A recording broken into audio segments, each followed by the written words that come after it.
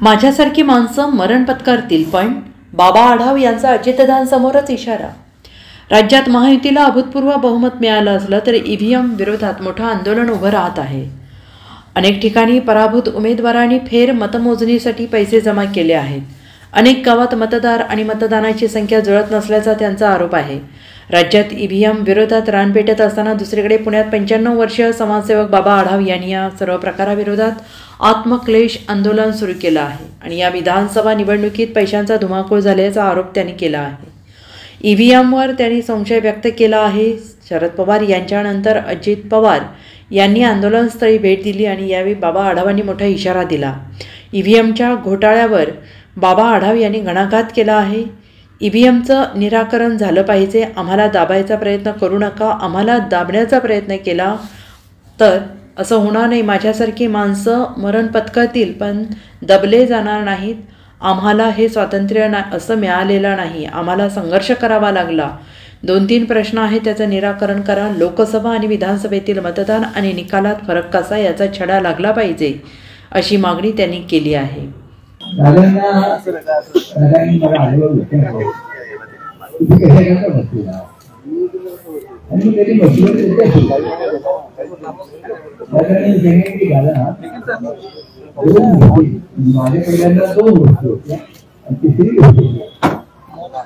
पहिली गोष्ट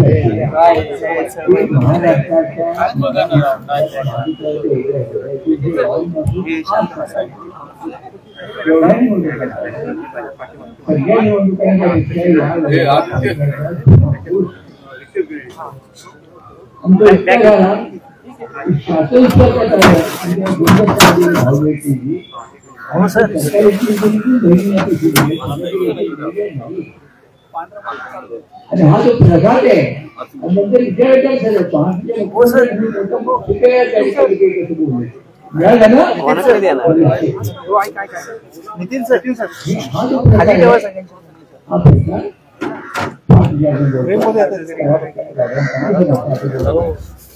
दोन मुलाचा हे होता की दादा लोकसभेच्या निवडणुकीत झालेले मतदान आणि विधानसभेच्या निवडणुकीत झालेले मतदान याच्यामध्ये जो एकदम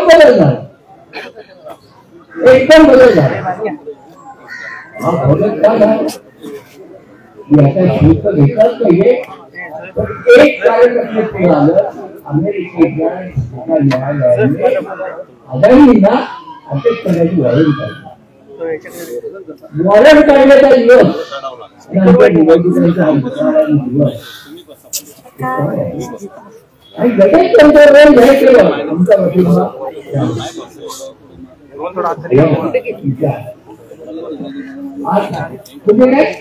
चर्चा नाही काही नाही. आता या प्रश्नांच्या विषयाची चर्चा पार्लमेंटला सुरू करायला ठरलं तर ते म्हणजे चर्चा करायची नाही. आता ही गोष्ट झाली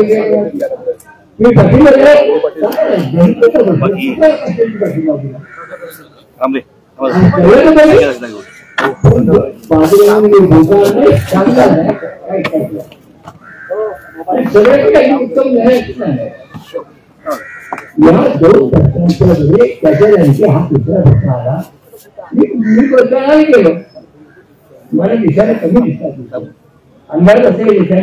माझी पत्नी म्हणाली बोल झालं इथे करा. माझा हात त्याला मोकळा होता. ती म्हणाली मोकळा करू नका मी ते दाबलं आणि दाबल्यानंतर ती गावाला झालं का म्हणाले झालं. आता प्रश्न असा आला यादी काही या यादीमध्ये माझ्यासारख्या म्हाताऱ्याला ती मला सांगताना बघली की तुम्ही हा सरळ ठेवा आणि ते दोन्हीचे मोठे असेल जरा तुम्ही हात घेऊन केली आणि ते बटन द्यावा लागले. माझे असं झालं इथे काहीतरी आता मी केलं नाही कारण मी माहिती शिकवली असल्यामुळे मी काही तुमच्यावर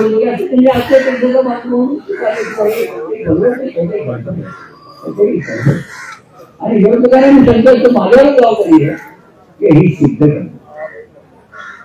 आता हे सिद्ध करण्यासाठी एक्सपर्ट सगळे काही पण झालं ही गोष्ट खरी की जो चमत्कार घडला लोकसभा आणि विधानसभा याच्यामध्ये अतिशय मत एवढे काय नसतात शक्य आहे म्हणजे अपमान नाही पाहिजे.